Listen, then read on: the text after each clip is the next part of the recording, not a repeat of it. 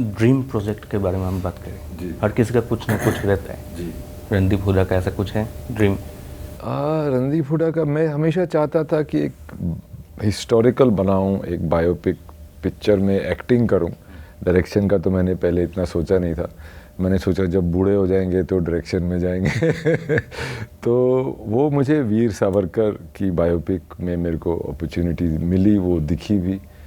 और एक ऐसे शख्स की कहानी जो कि आज के पॉलिटिकल एनवायरनमेंट में रेलेवेंट है, जिसकी आइडियोलॉजी थी कुछ, और जैसे हिंदुत्व की आइडियोलॉजी थी उनके कुछ थॉट्स से जो आज रेलेवेंट फिर से हो गए हैं।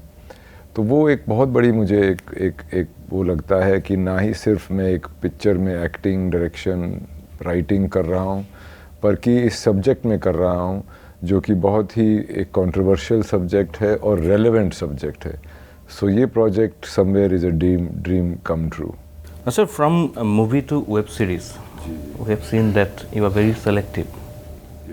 And अपना टैलेंट बचा के रखते हैं जी, it identifies that you are very versatile. So some people believe that they need quantity, and you believe that you need quality.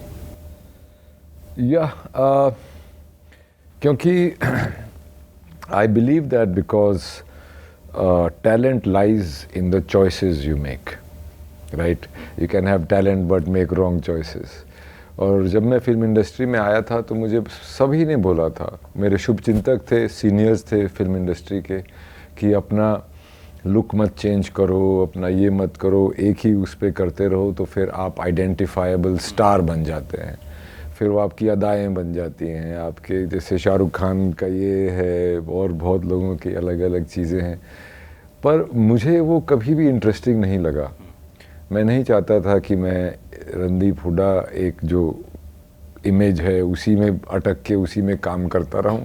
हालांकि वो एक अच्छा फीजिबल काम है और जो करते हैं उनको मैं कोई नीचा नहीं देखता हूं, वो भी बहुत टफ काम है, पर मेरी उसमें रुचि कम थी। मैं हमेशा चाहता था कि मैं अलग अलग एस्पेक्ट्स अपने ह्यूमन नेचर के और कैरेक्टर्स के मैं एक्सप्लोर करूं, क्योंकि हर एक नई चीज़ होती है। और उससे मैं हमेशा ये कोशिश की है कि मेरा काम मेरे लिए इंटरेस्टिंग रहे, और अगर मेरे लिए इंटरेस्टिंग रहेगा तो वो दर्शकों के लिए भी इंटरेस्टिंग रहेगा। आदमी उसमें स्लीप वॉकिंग नहीं करेगा, बोर्डम नहीं आएगी।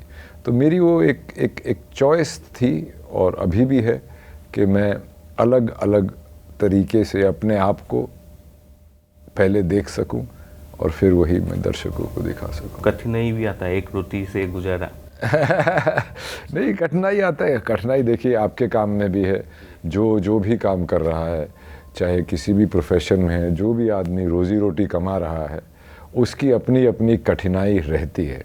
मेरी अपनी कठिनाइयाँ रही हैं और बाकियों की अपनी रहती हैं। तो कठिनाइयों के बगैर तो ज़िंदगी चलती नहीं है, और उनसे जैसे हरियाणवी एटीट्यूड में बोलते हैं, देखी जाएगी क्या होगा।